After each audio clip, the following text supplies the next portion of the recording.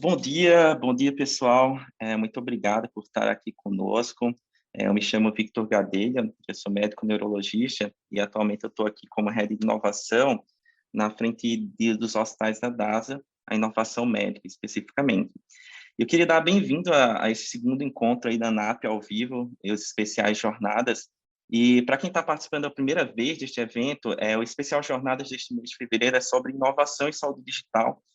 E nas últimas 2 semanas tivemos excelentes debates aí sobre o papel da telemedicina na expansão do acesso à saúde, os desafios de interoperabilidade, um tema extremamente importante, principalmente nesses sistemas hospitalares. E hoje a gente vai discutir outro tema de extrema relevância, né? Temos vários especialistas aí que lideram essa frente no Brasil, muito legal, principalmente aí nesse âmbito aí de hospitais de uma maneira geral, que é a inteligência artificial na saúde. Então, hoje, para falar um pouquinho sobre a inteligência artificial, eu tenho 3 colegas aí, especialistas, que estão liderando tanto no frente de negócios como técnica, visão de startup, que é o Dr. Daniel Branco, que ele é fundador da Medicina, startup que tem todo o know-how da telemedicina e tem chatbots e aplicada ali no dia a dia da operação, e ele vai poder comentar um pouquinho sobre isso. O Marcos Bego, que ele lidera e é o diretor executivo do Instituto de Radiologia, e radiologia é super forte na inteligência artificial do Hospital de Clínicas da Faculdade de Medicina da USP, e Marcelo Félix também, que é médico neuroradiologista, e ele é head de dados do InLab, do InovaHC, também da Faculdade de Medicina da USP.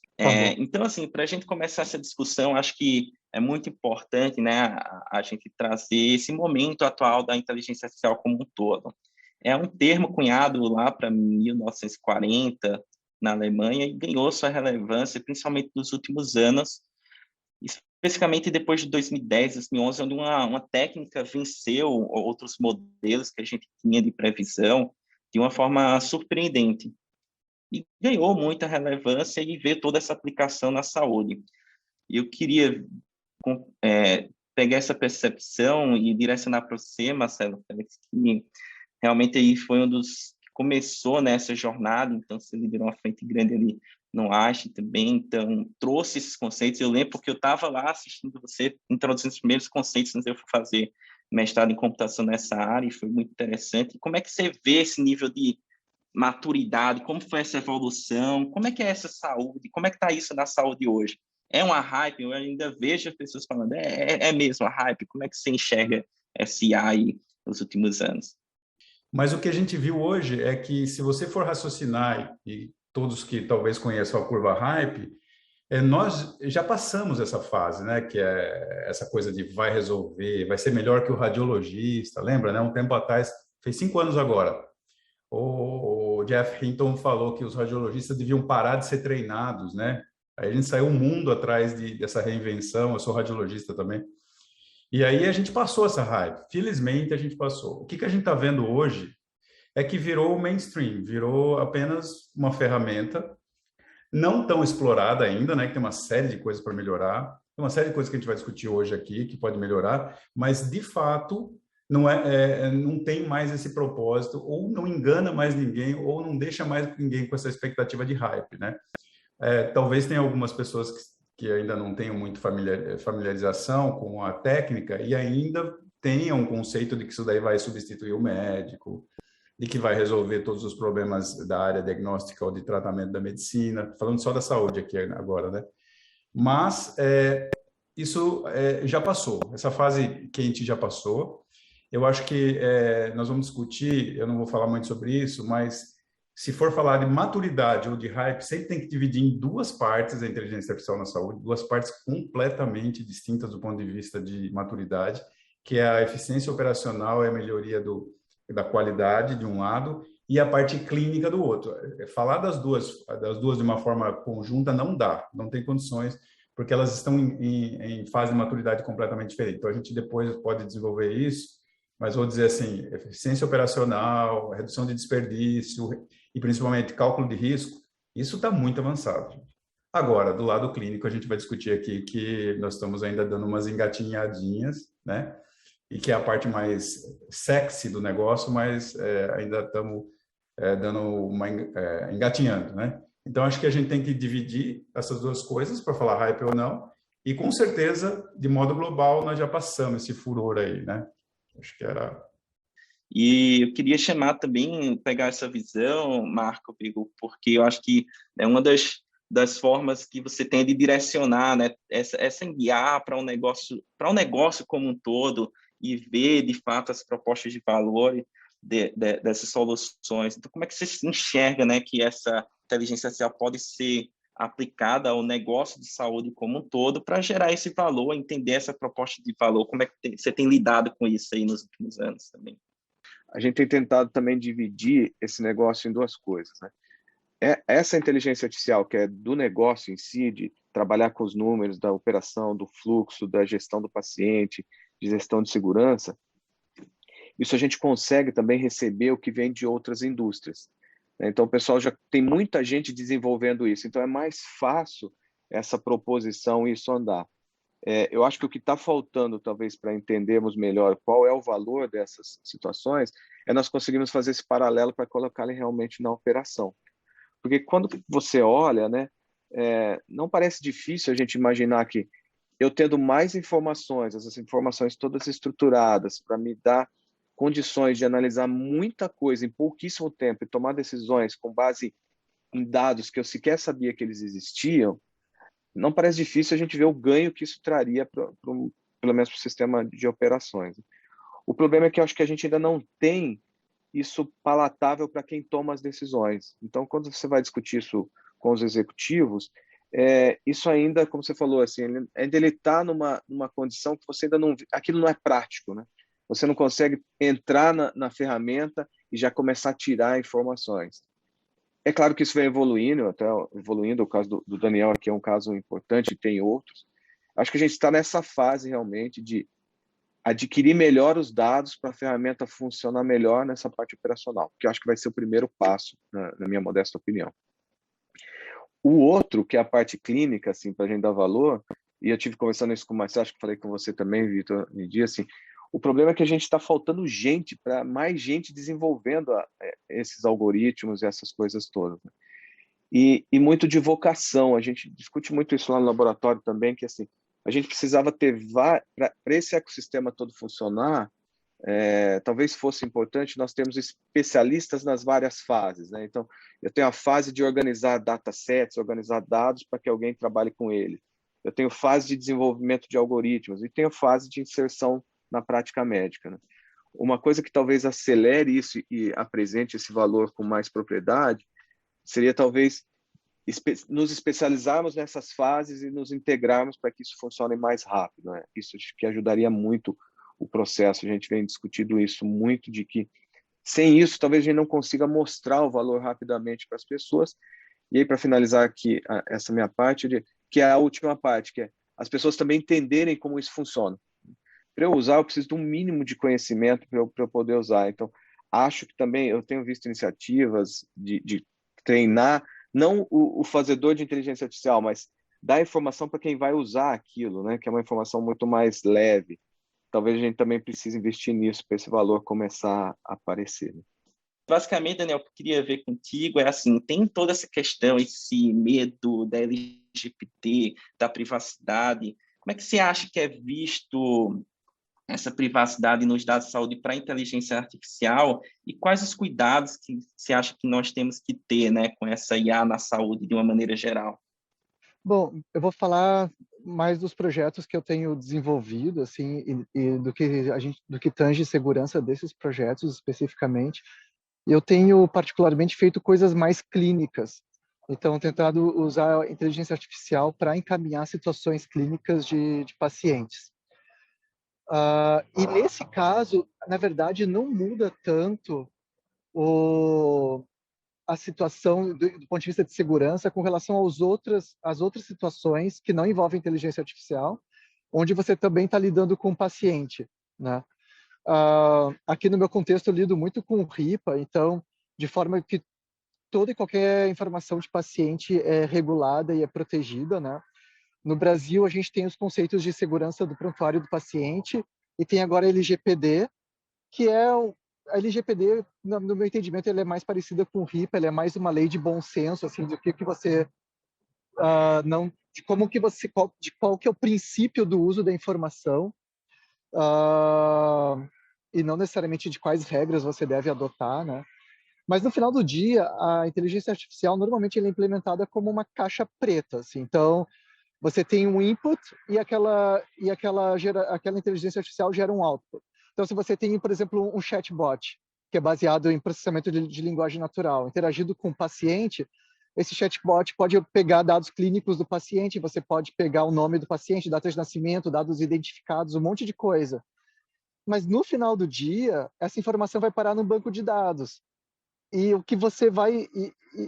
E aí a questão de privacidade tem menos relação com a inteligência artificial em si, que gerou o dado, e mais relação com o banco onde o dado está armazenado. E aí a regra é a mesma de antigamente, assim, não muda quase nada, né? O meio que... a inteligência artificial, ela é só, nos projetos que eu trabalho, pelo menos, ela é só um método alternativo para você obter dados de pacientes, né? Dados clínicos.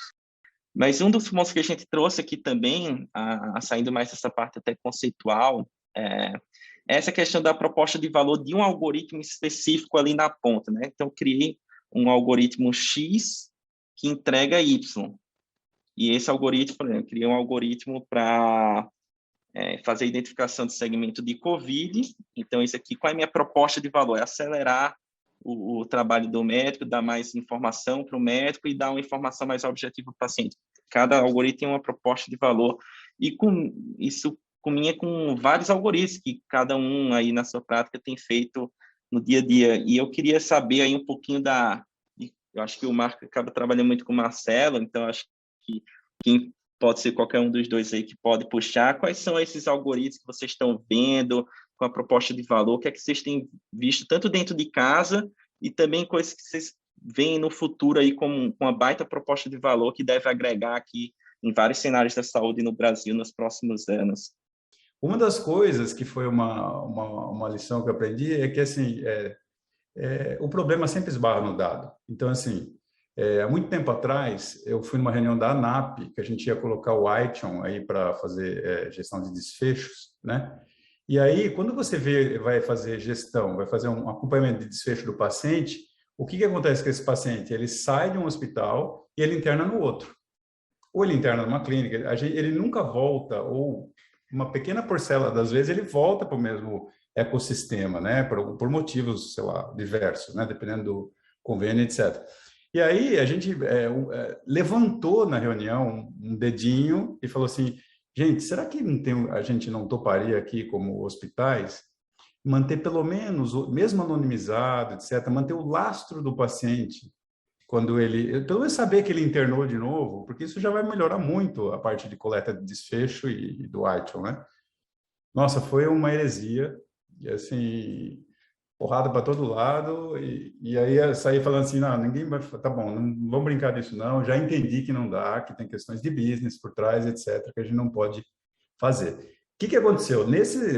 Trazendo o problema para a questão do modelo de desfecho, de predição de reinternação, o desempenho dos modelos feitos nos hospitais não é só péssimo, como ele não é aplicável ao mundo real. Então, assim, virou uma coisa que, depois de um tempo, o CEO cobrava, tá, vocês montaram essa área aí, e a questão do modelo lá de predição, nem isso vocês puseram em produção, nem isso. Mas, assim, aí o povo, nossa, a gente é muito incompetente. Não é. É que a gente não tem o dado suficiente para fazer o negocinho funcionar. E o que aconteceu agora? Em um pequeno ecossistema que a gente participou, até a tese de doutorado aí de alguém, a gente conseguiu um ecossistema maior para pegar esses dados. O cara sai de um hospital, vai para o outro, vai para a clínica, isso aqui, eu tenho um dado dele pós-hospital. Aí, gente, aí a questão começou a ficar gostoso. O modelo começou a mostrar um bom desempenho e mostrar que existe esperança por trás disso, mas ela não está nos coitados que desenvolvem os modelos, ela está no business dos executivos que tem que decidir as coisas em prol dos pacientes, a despeito de todas as questões, para gerar um modelo de reinternação que favoreça o seu ecossistema, entendeu? Então, assim, falando especificamente um exemplo muito focado, não no sucesso, mas por onde deve ir o sucesso aí para a gente fazer a inteligência artificial. Não, sensacional, Marcelo. Realmente é bem isso que você falou, e o modelo, principalmente supervisionado, né?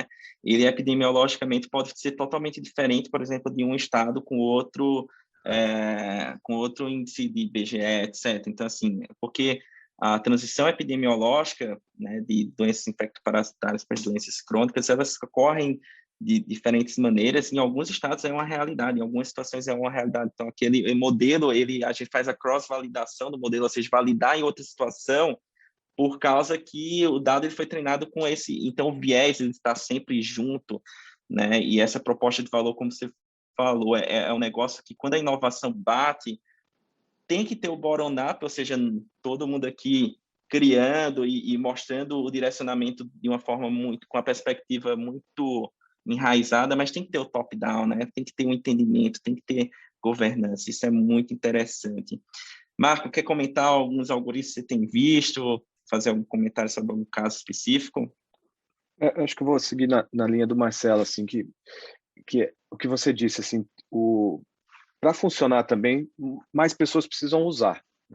E aí, talvez, o que precisa, é o que você falou, assim, talvez as empresas, quem vai usar, precisa ter uma área que talvez seja, sei lá, uma área entre a inovação e ali, porque muitos não estão prontos, então você precisa entrar para aprender, mas aprender fazendo, e acho que isso ajudaria muito nessa estruturação.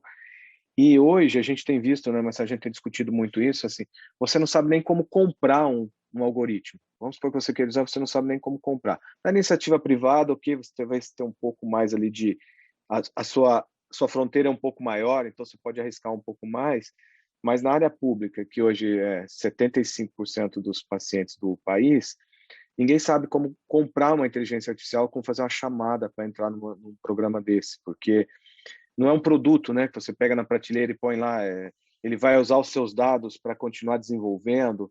Então, isso é uma coisa que nós vamos ter que discutir também para os algoritmos fazerem sucesso, sabe? Então, não adianta só ele fazer sucesso ali na bancada, porque o sucesso ele precisa ser utilizado, né? Precisa ser parte do processo. E aí a gente tem discutido muito isso, até com o apoio do World Economic Forum, para criar um padrão de como eu compro um algoritmo sem eu perder meus dados, eu saber para onde ele está indo, eu saber o que foi feito. Essa é uma discussão que talvez a gente tenha que ter para os algoritmos fazerem sucesso em escala. Do Daniel também, como é que ele está tratando a inteligência artificial e os casos aí que ele tem visto, tanto pode ser da vida cotidiana, da medicina e também do que ele imagina aí para o futuro dentro dessa linha que ele tem trabalhado. Eu concordo muito com o que o Marcelo falou, assim, que existe uma dificuldade muito grande de dados, né? De obter a qualidade do dado faz muita diferença na geração dos modelos, né?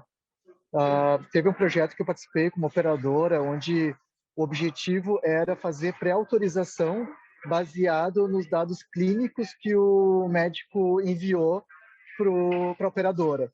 E os dados clínicos vinham de tudo que é tipo e formato e jeito, assim, então tinha que fazer um processamento de linguagem natural muito forte e era assim, a gente conseguia ter algum nível de sucesso, mas sempre tinha que no final ter uma revisão humana igual, porque pelo menos enquanto a gente estava treinando o modelo, sabe? Porque acho que a grande dificuldade é uma ausência de padronização, na verdade, né? Então, isso impacta a inteligência artificial, mas já vem impactando o setor de saúde há muito tempo, né? Tem as questões de usar o HL7, outros modelos coisas que nunca foram adotadas, interoperabilidade. Existem problemas muito mais básicos, né, que acabam impactando na inteligência artificial, o que leva, na verdade, à conclusão de que a inteligência artificial acho que ainda é mais uma promessa do que uma realidade, mas como tudo, é algo que vem aos pouquinhos, né? Então, você lá pelas tantas começa a usar e nem se dá conta, tipo fazendo chatbots, coisas que a gente faz muito.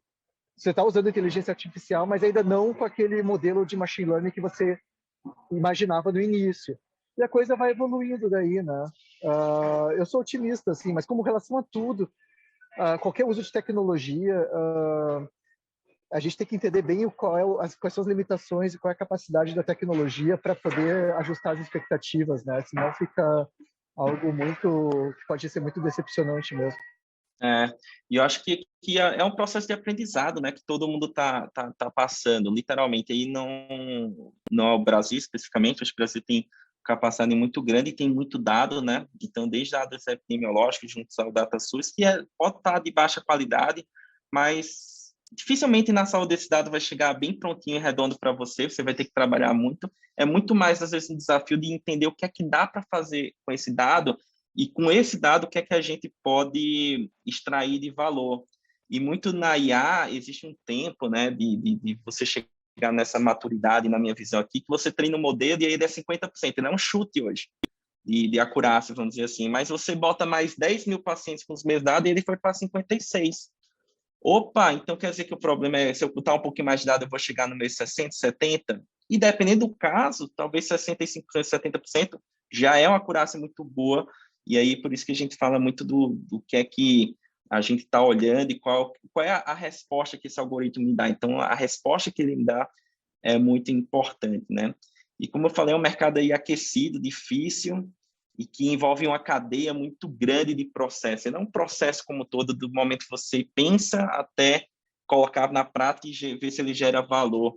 Queria trazer também, Marcelo, se quiser comentar um pouquinho, sei que você tem bastante experiência em toda essa cadeia de modelo, para o pessoal entender que assim, não é um cientista de dados. Às vezes você chega lá, vou contratar um cientista de dados, vai criar um modelo, a acurácia é 97%, nem tirou os viés, às vezes, da cabeça. Eu vi muitos, vi artigo publicado, acho que você viu também um monte de artigo publicado, assim, Covid, não Covid, cara, tem tanta coisa que você vê no raio-x também que pode estar mimetizando o Covid, e aí, né, acaba atrapalhando um pouco.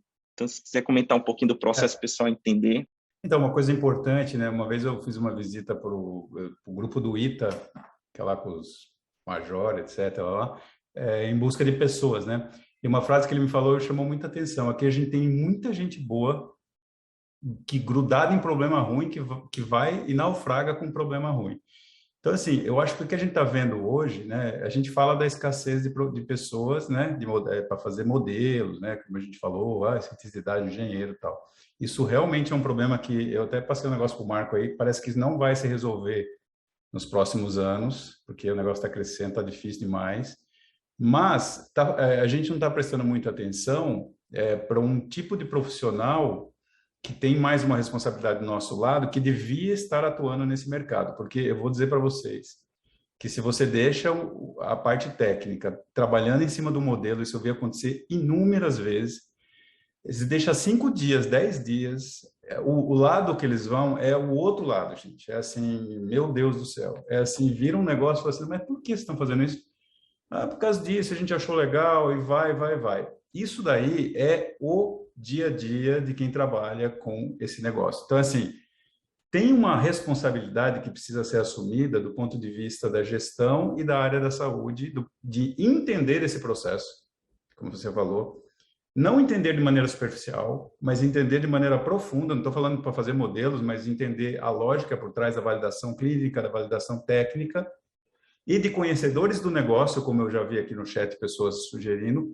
Essas pessoas vão ter que entrar nesse mercado, infelizmente, vão ter que entrar, vão ter que se capacitar, vão ter que aprender, vão ter que ir atrás, porque não há como fazer na área médica, pelo menos que é uma área muito peculiar, não é igual telecom, etc., onde existem muitos valores circulando, que não só o financeiro.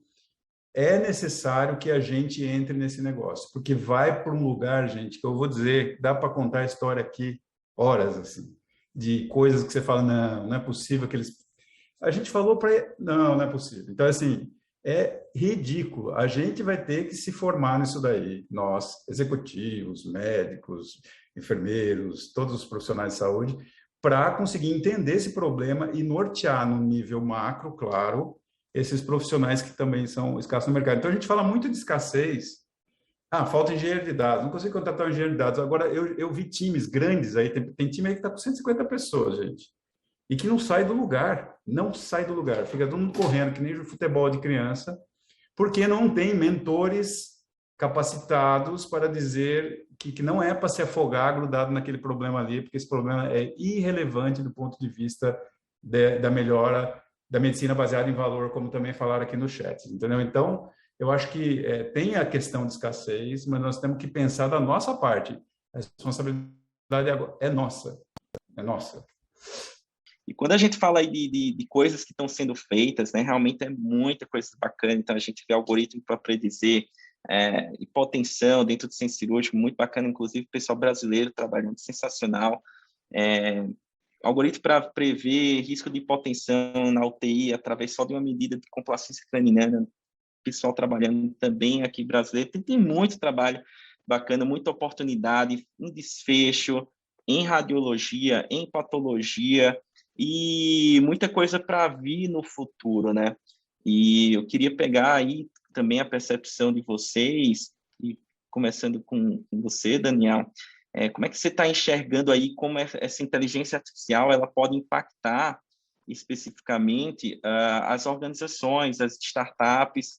Como é que você enxerga que no momento próximo, e depois a gente pode até falar numa perspectiva mais de futuro, como é que você vê aqui nesses próximos 10 anos aí? Porque futuro para mim eu vejo 50, 100 anos, eu sou meio futurista aqui, mas assim, o próximo para mim já é 5, 10 anos. Como é que você vê aí que a IA vai impactar os negócios e os riscos, talvez, de quem não está, pelo menos, junto aqui, do lado, caminhando, pode sofrer não implementando esse tipo de tecnologia no futuro? Bom, a minha expectativa é que tenha cada vez maior impacto clínico, né? Impacto clínico, eu digo, a inteligência artificial ajudando a identificar situações de risco, identificar pacientes, alertar médicos, profissionais de saúde, instituições de saúde sobre riscos, né? Os projetos que eu tenho desenvolvido mais ultimamente são relacionados a identificar pacientes com doenças raras e associar esses pacientes ao tratamento adequado. Porque existem muitos novos tratamentos surgindo em terapia gênica, terapia celular, e muitos médicos desconhecem as alternativas de tratamento que estão vindo ao mercado, né, ou que estão em fase 1, 2, 3, de desenvolvimento e tal. E essas, principalmente em neurologia, né, que é a nossa área, as síndromes elas se manifestam com sintomas muito semelhantes, e às vezes é muito difícil separar o joio do trigo, e tu acaba tendo que fazer isso através de um teste genético. E aí você precisa saber o quanto investir num determinado caso que parece ser de uma determinada doença, mas você não tem certeza, e você precisa fazer o teste de diagnóstico, né? E esses tratamentos que estão vindo são caríssimos também. Então, o quanto você investe nesses tratamentos, qual que é a chance de resultado dadas as condições iniciais do paciente? Então, tudo isso são áreas onde eu espero que a inteligência artificial tenha um impacto, assim, e pelo menos é nisso que eu tenho trabalhado mais. O tempo todo eu estou avaliando também outros negócios que usam inteligência artificial. Então, por exemplo, super interessante, tem coisas que ajudam a balancear o metabolismo com base em um tipo de neurofeedback, vai. O outro ajuda paciente com Parkinson a caminhar, tipo um andador, que reconhece trejeitos e coisas de como o paciente está caminhando, né, do gait do paciente. Então, as coisas estão vindo aos pouquinhos em inúmeros formatos, todos eles acabam usando a inteligência artificial de alguma forma, assim. Esses exemplos não são coisas com que eu trabalho, mas são coisas que eu acompanho em fundos de investimento e outras coisas. Então, tem muita coisa legal vindo, assim, se você acompanha as startups de tecnologia, medical devices, que estão vindo, quase todas fazem algum nível de uso de inteligência artificial, né? É isso aí. E, Marco, assim, a gente vê, né, a setor da indústria 4.0, o nível de eficiência que eles ganharam com a automação, e a IA é uma base muito forte para a automação, né? E aí, qual é a tua visão, assim, como é que isso vai impactar o negócio de saúde como um todo? E quem não tiver, pelo menos, acompanhando e indo junto aqui, pode sofrer ali, eventualmente, nesse setor que a gente vive da saúde. Usando o mesmo exemplo que você deu, né? Quando você pega a indústria, eles começaram automatizando, usando automação, e depois com a automação você tem muito mais dados, e dados muito mais estruturados, e aí era mais fácil você entrar com toda essa parte de IA, né? De organização dos dados para você ganhar eficiência. Eu acho que talvez o que está faltando para a gente aqui é essa parte de digitalização mesmo dos processos, né? Nós começamos lá com a parte de, vamos usar os prontuários, os HIS e tal, mas isso ainda era uma coisa muito de base, né? Acho que sempre foi uma visão de conta hospitalar e não de processo como um todo. Talvez a gente precisa dar esse salto, e aí eu acho que com essa entrada, com esse período que a gente passou da pandemia, entrou muito startup para digitalizar partes do processo, e acho que começa assim. Então, se eu fosse fazer um paralelo, assim, toda tecnologia exponencial, ela tem essa fase flat, né, da curva. Talvez nós estejamos nesse momento ali, nessa fase flat, entrando com pequenas coisas que vão funcionando, como o próprio Daniel comentou, e em breve nós vamos estar usando sem saber, né? Ela vai estar presente ali em muitas das coisas que a gente utiliza no dia a dia, né? Porém, assim, eu acho que para a gente ganhar essa eficiência operacional, eu volto na tecla que o Marcelo falou, assim, essa parte de formação.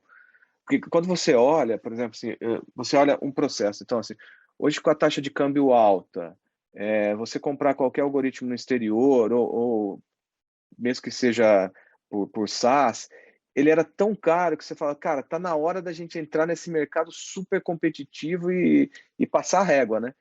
Aí quando você vai, você não consegue ninguém para desenvolver porque você não tem mão de obra para fazer.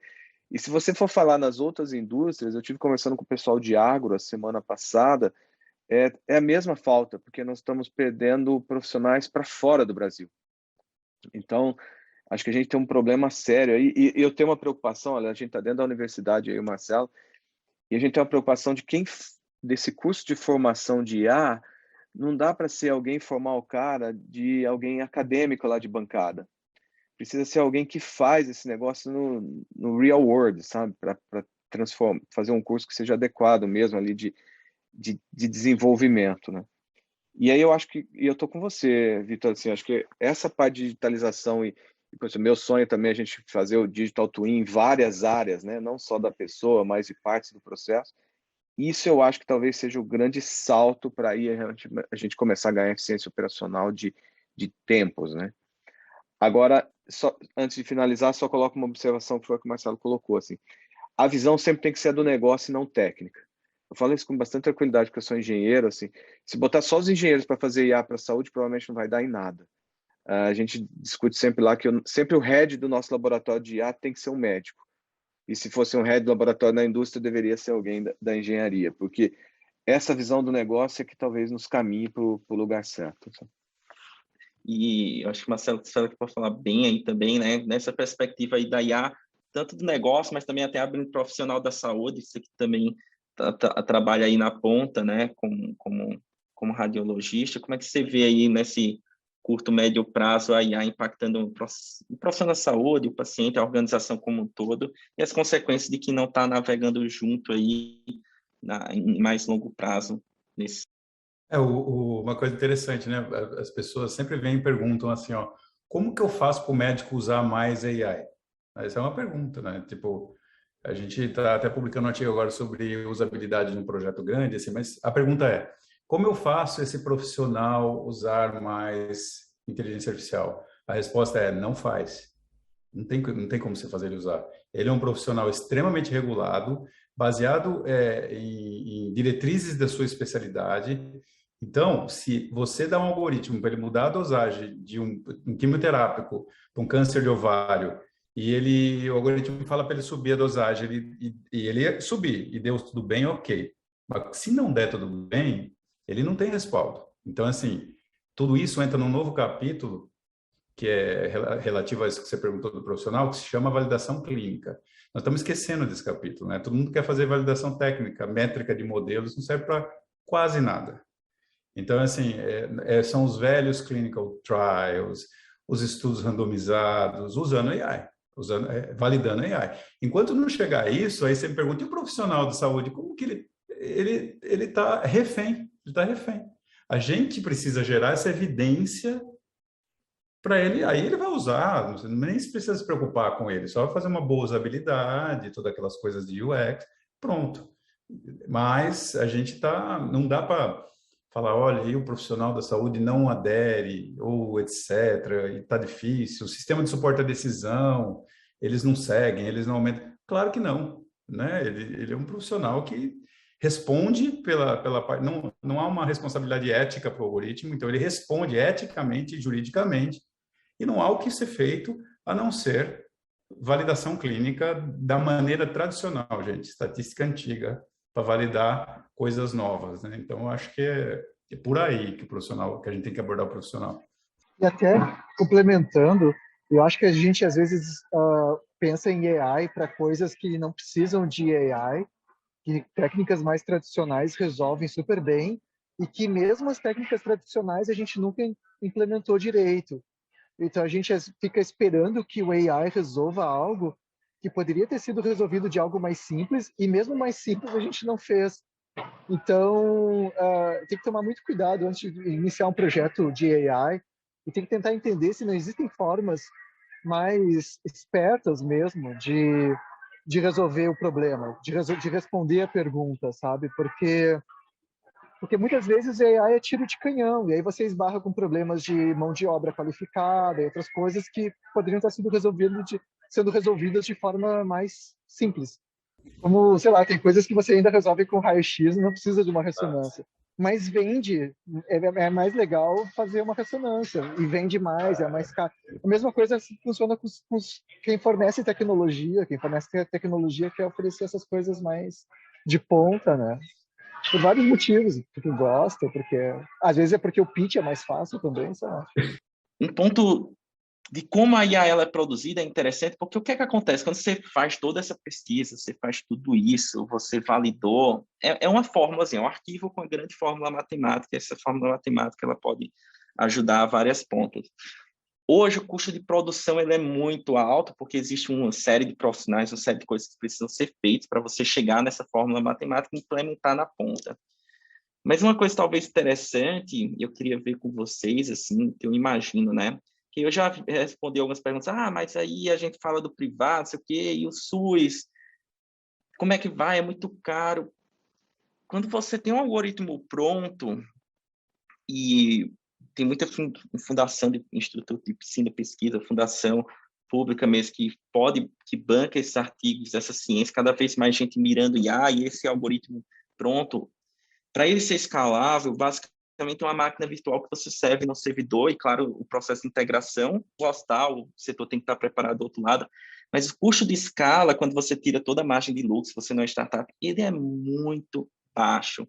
E se esse algoritmo tem um potencial muito grande, de fato, a gente pode estar dentro de uma tecnologia, e por isso que a gente fala aqui, que ela pode mudar o setor como um todo, pela facilidade de escala e do custo mesmo. Ela é cara hoje para produzir, mas daqui a 20, 30 anos, como o Marco falou, cara, aquele algoritmo pronto, é tipo o CD lá que de 1950, é o livro que você vai comprar na Alfaiate, e ele já tem, ele é barato porque ele já está público, todo mundo conhece. Então, não sei, o que é que vocês acham sobre isso? Como é que vocês têm qual é a percepção de vocês sobre essa escala e como a gente pode utilizar de uma maneira mais democrática, e se isso deve acontecer no futuro?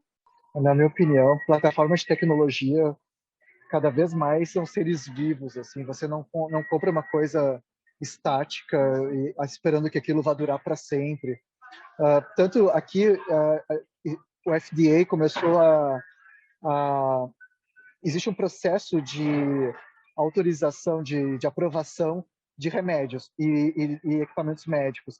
Para software, o processo está sendo completamente diferente. Eles estão usando o conceito de software as a medical device. Porque, pensa em qualquer aplicativo, a cada 2 semanas você está lançando uma versão nova. E com os dados é a mesma coisa. O mundo lá fora está sempre mudando, as pessoas estão mudando, a sociedade está evoluindo, os dados estão sempre evoluindo. O mundo é um ser vivo.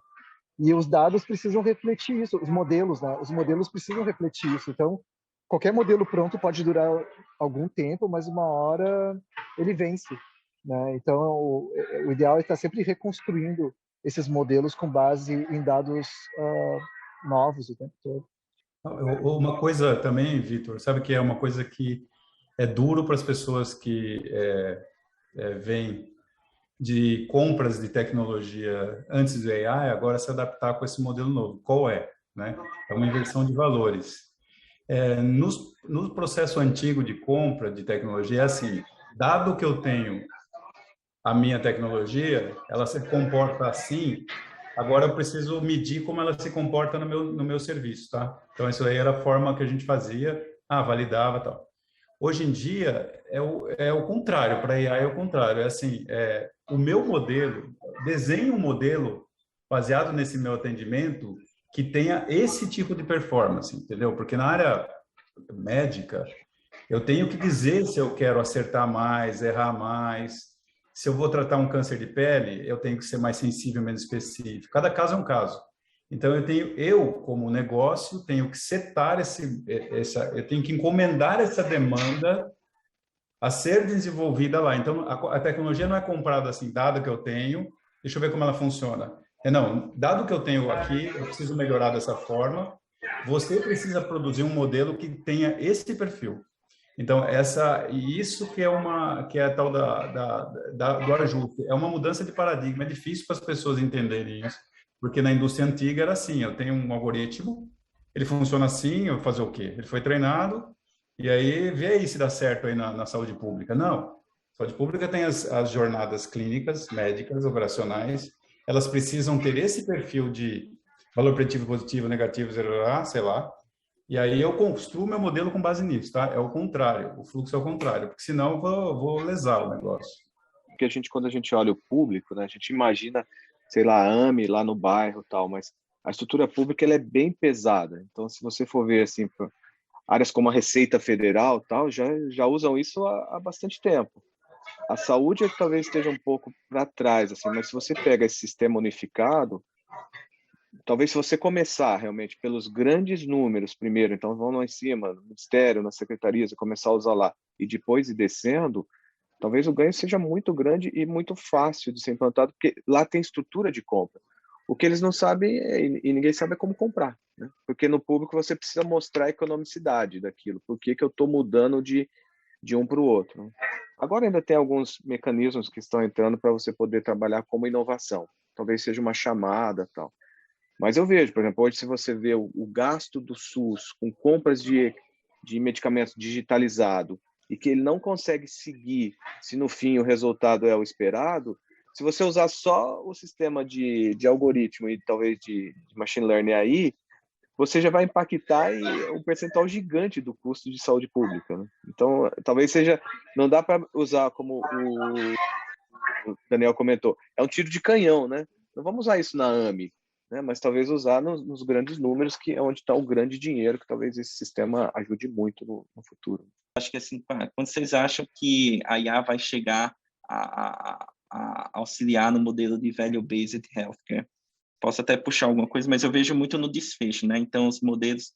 Hoje a gente vê desfecho lá com aquelas escalas que foram criadas em algum momento, escala de NIRA para insuficiência cardíaca. Então, você pergunta quantos passos o paciente deu, metros, e você vê saturação. E hoje você tem isso no teu relógio, o modelo preditivo pode fazer uma classificação muito mais acurada de desfecho, que é uma das variáveis para a gente começar a calcular o value base. Então, não sei se alguém quiser comentar isso, mas ela faz esse questionamento do value based e a IA chegando para auxiliar e suportar esse modelo. Tem muita aplicação potencial em value based. Isso, inclusive, é o que eu tenho mais desenvolvido ultimamente, porque vai em linha com o que eu estava dizendo antes. Você tem tratamentos muito caros e você precisa saber qual é a indicação certa e qual é o desfecho aceitável e qual é a relação custo-benefício, enfim. A indústria farmacêutica precisa gerar argumento para a operadora precisa estar convencida de que faz sentido, os prestadores também, e aí nesse espaço a expectativa de que seja feito muito uso de AI, sim, para suportar contratos baseados em valor. Né? Eu acho que eu só acrescentaria que é necessário realmente começar a medir os desfechos, né, para você conseguir ter se você for usar o AI, né, se você tem um dado bom e um dado que reflita uma prática boa, né. Então a gente tem muita tentativa de usar AI também com dados que refletem um erro durante a última década. Então assim, não vai aprender errado, né. Então uma das coisas é implementar as métricas, né, a gente falou do Aitchen, nem sei se é o Aitchen mais, mas cada um tem as métricas de desfecho, principalmente dados fora do hospital, né? Dados que a gente colhe do indivíduo, questionários mesmo, né? de desfecho precisam ser implementados. Cada um está fazendo uma parte, mas eu acho que está muito baseado em você ter um dado bom para gerar um AI bom. Mas tem muita coisa, como o Daniel falou, que não precisa de AI para ver as coisas boas de desfecho também. Então, O mais importante seria os dados serem bons, né? A ferramenta que você usa para manipular os dados pode ser AI, pode ser o, o data mining do passado, tem várias formas, mas se o dado não é bom, nada disso funciona muito bem. Né? Eu acho que desfecho vai ser o grande boom, para falar a verdade, viu? Aí eu acho que os grandes big techs que vão mandar aí nesse negócio de desfecho com os dispositivos e as câmeras dentro de casa. A IA para gerar o desfecho e a IA para pegar todo o value base e transformar em real, como a gente está discutindo. É muito bom. Talvez aqui. mais para capturar desfecho, né? AI para capturar desfecho, ou para ter Isso. essas interações por processamento de linguagem natural com os pacientes, entender qual é o estado de humor, entender qual que é quão relevante é a descrição de um determinado sintoma, que o sintoma é só uma palavra, mas se ele vem dentro de um contexto, ele ganha relevância, mais ou menos relevância. E eu acho que nisso ele pode ajudar. Então a AI vai ajudar a qualificar a informação, né? Eu acho. Mas é igual, a gente vai ter que ter um cuidado muito grande para capturar a informação direito. Assim. Os pacientes sabem que seus dados são ou serão compartilhados com outros hospitais e afins? Isso é realmente uma necessidade para o paciente ou apenas a necessidade das empresas? Se você comentar em cima disso. Eu vou só começar aqui para depois passar para os outros. Assim, existe sempre uma discussão assim de como você vai estar usando os dados, se aqueles dados são seus ou são de interesse público. Né? E isso é uma discussão que eu acho que ela vai estar sempre discutindo nessa parte, principalmente se eu for falar de saúde pública. Então, a gente viu agora com a pandemia que tinha muitos dados que talvez não seriam só seus, eles eram de interesse público que precisariam ser utilizados. Então, vou sair dessa discussão porque acho que ela ainda tem muito o que fazer. Agora, você pode, assim, o que a gente tem feito lá? Assim, você tem que pedir o consentimento para a pessoa e trabalhar com anonimização, uma vez para não voltar. Mas eu diria que essa discussão de dados ela é sempre muito politizada e ideológica. Ela só vai funcionar bem quando a gente começar a ser mais pragmático com ela, que talvez é do que é o benefício final, né, daqueles dados. E entendo também que a gente tem que separar isso do que são dados sensíveis. Você também não pode expor ninguém, né? Eu sempre imaginava assim, quando o pessoal falava dados, você chegar no lugar e falar, lá vem o marco cardíaco. A gente também não pode ir nessa, mas é o que a gente falou, os dados seus que estavam provavelmente nos portais aí de e-commerce, hoje já todo mundo tem. Essa discussão precisa ver até que momento que ela vai ser importante. Como é que enxerga a IA aplicada em resultados diagnósticos? Eu acho que é essa a pergunta. Essa parte é boa, né? O resultado diagnóstico, sim, assim, a gente varia muito, né, de diagnóstico por imagem laboratorial, a gente tem em todos os setores, mas, no fundo, ainda é um ato médico, né? Então, no final, é sempre um ato médico, né, diagnóstico. Então, eu enxergo ela da forma que ela está acontecendo agora, que é o apoio ao diagnóstico. E aí o apoio é, né, no sentido de automatização, está mais funcionando no sentido de automatização daquela tarefa suja, né? Aquela coisa que é muito manual, aquela besteira que você tem que fazer, sabe aquele dia a dia? É ali que o médico gosta, é ali que está funcionando, melhorando essa eficiência operacional. Então, por enquanto, está funcionando muito bem nessa área de melhoria da eficiência operacional como apoio diagnóstico, uma vez que é um ato médico. Está surgindo uma coisa nova aí, que é fazer uso de AI para coisas que não são diagnosticadas por médicos. Por exemplo, predição de função miocárdica com eletrocardiograma, coisas que o médico não faz. Então, aí a gente já entra num outro capítulo, que os olhos dos médicos não enxergam, como diria o Eric Topol. Então, assim, nesse ramo está surgindo, mas não competindo com o que o médico faz. Está surgindo o que eu consigo ver que o médico não foi treinado a ver. Isso é legal, isso precisa de validação. Então, são duas coisas diferentes. Mas no dia a dia mesmo, é para fazer a tarefa suja. Interessante, Marinéia falou aqui, como envolver e despertar interesse da equipe e aí todos, médicos, enfermeiros, fisioterapeutas, nutricionistas, e até eu acho que do corporativo, aqui também vou acrescentar na pergunta dela, para termos como análise de dados, BI, AI, e essa importância de ser coletado de forma adequada lá na ponta, né? Você sabe que eu vejo, Vitor, assim, só vou começar para... talvez muito das discussões que a gente vem falando assim, olha, precisa registrar melhor os dados e tal, a gente está começando a entender agora o grande motivo, porque sem esses dados a gente não consegue chegar lá. Então, você vai ter que trazer essas pessoas têm que entrar dentro do projeto, ela tem que conhecer o que está acontecendo para ela poder ver valor naquilo. Porque se a pessoa não vê valor, essas colocações top-down, geralmente elas têm um período curto, né? Então, se a gente não começar a trazer o valor do que é aquela iniciativa, a equipe não vai entrar. Ela já, como o Marcelo falou, ela já é muito sobrecarregada, ela já tem muita coisa para fazer. Eu me lembro quando começou os sistemas de prontuário, que as enfermeiras e a maioria das pessoas ficavam sentadas em cadeiras só imputando dados e não tinham tempo nem para cuidar do paciente, né? Então, talvez a gente tivesse que mudar esse negócio, agora entrar com essa tecnologia para dar tempo para as pessoas. E aí acredito que elas se envolveriam rapidamente nos projetos. Muito bom. E aqui, né, fala do papel do CMIO, né? Como é que a gente chega o papel do CMIO nas instituições? Eu acho, assim, é um papel muito interessante, porque assim, o CMIO ele também precisa dar uma evoluída, né? Porque é um conceito funciona muito bem nos Estados Unidos, que no Brasil tem algumas questões, mas eu vejo como o CMIO está cada vez mais na pauta do CMIO, cada vez mais tem o tal do sistema de suporte à decisão, carinha colocando no prontuário eletrônico o protocolo de sepsis, etc. E cada vez mais tem as ferramentas acontecendo.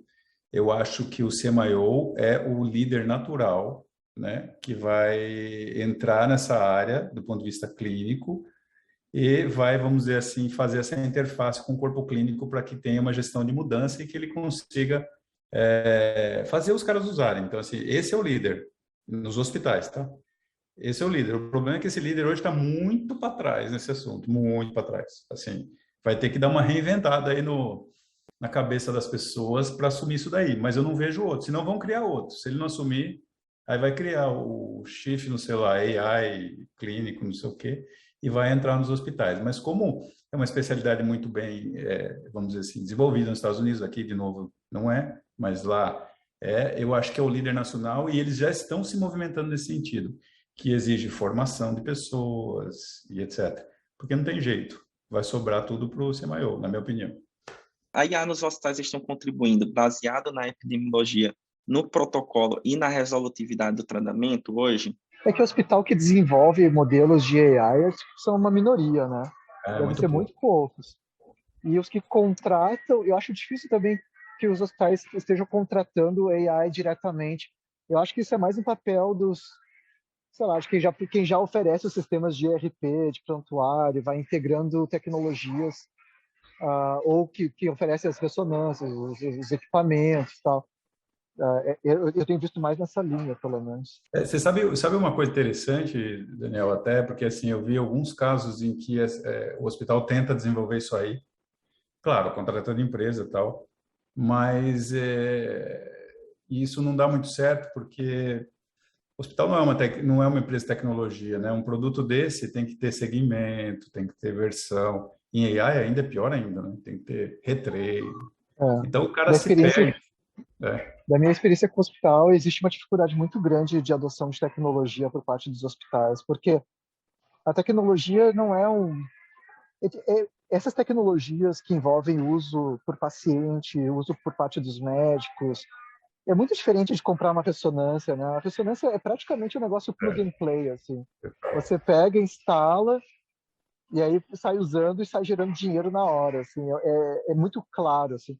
Enquanto que tecnologias de mobilidade, tecnologia de inteligência artificial, tudo que é tecnologia que dependente de usuário final, de usuário paciente, de usuário médico, corpo clínico, elas demandam do hospital um nível de engajamento muito maior. Não é uma coisa que você compra e acontece por si só, assim.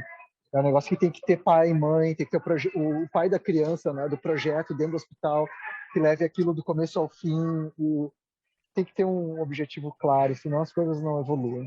O professor Renato Sabatini colocou aqui uma questão interessante, né? Ele fala do SMADT, que é o software, a tecnologia, vamos dizer assim, o sistema como essa medical device. Então, é o sistema como um dispositivo médico, traduzindo literalmente aqui, e ele fala que vai ser adotado no Brasil. Ele está discutindo isso junto com um grupo de estudos da Sociedade Brasileira de Informática em Saúde. Esse negócio dos softwares a medical device, eu acho importante de regular, mas ao mesmo tempo precisa de uma mudança de mindset, de mentalidade do regulador muito importante, porque você pensa assim, a regulação de equipamento médico e de medicamento, medicamento, depois que você autorizou uma determinada posologia, uma determinada dose, uma miligramagem lá, para você mudar é toda uma burocracia, para mudar a dose só. Para mudar a indicação é outra burocracia. E leva meses ou anos esse processo, né? Enquanto que nesses sistemas que a gente está discutindo, eles são atualizados diariamente, né? Então, ele é muito mais uma certificação com base em processo do que com base em produto. Então, você assume como regulador que um processo adequado vai levar a um produto adequado. E você não vai estar regulando ou validando necessariamente o produto em si, mas o processo. E o que eu vi no chat também comentaram sobre o Laura, né, que é uma solução de inteligência artificial para hospitais. Essa eu acho que é uma solução que é mais plug and play, assim, que você pega, lê informações bem objetivas do banco de dados e fornece resultados bem objetivos, né? Uma aplicação fácil.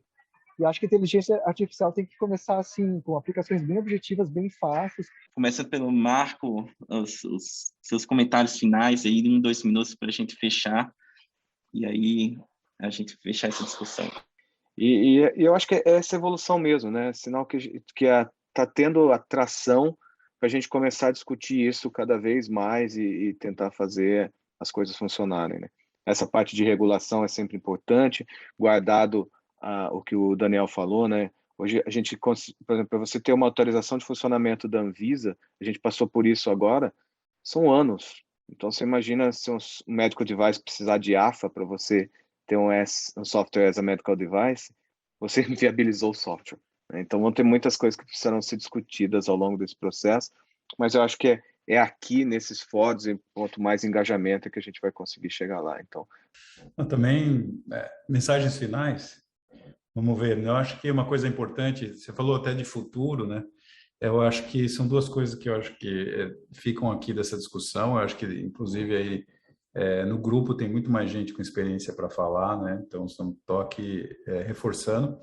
É que a gente precisa, formar pessoas, voltando nesse assunto, a gente precisa formar pessoas, porque a gente não vai encontrar essas pessoas no mercado assim, a gente precisa começar a dar iniciativa para a formação desse profissional, não dos engenheiros, como eu disse, mas desses profissionais. Alguém falou do CMIO, então, assim, tem o papel da SBIs, tem de todas essas entidades, né, de classe, eu acho que formação de pessoas. A segunda coisa é a gente também começar a adotar um papel mais protagonista na validação clínica, tá, gente?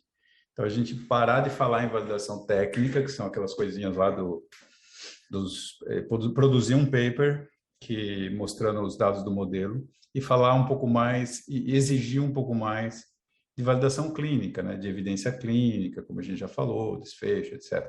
Esse é o nosso papel aqui do lado do provedor, do lado da saúde, é exigir isso daí e contribuir para que isso seja feito, que também não é fácil, é uma ciência antiga que está mais do nosso lado entender do que do outro lado.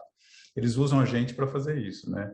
A CIOs e etc. Então, acho que de futuro imediato e de últimas mensagens são pessoas e validações, né? Eu acho que eu vou bater de novo na tecla que eu já tinha dito antes, que é importante prezar a simplicidade quando se trata de implementar soluções de tecnologia, sabe? Muitas, se não a maioria das situações não precisam de AI para serem resolvidas e precisam de tecnologias que ainda não foram implementadas.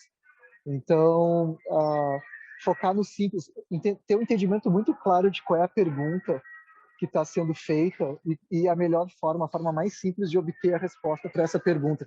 e não apenas aí obter a resposta, mas utilizar essa resposta de uma forma útil, uma forma inserida no processo, né?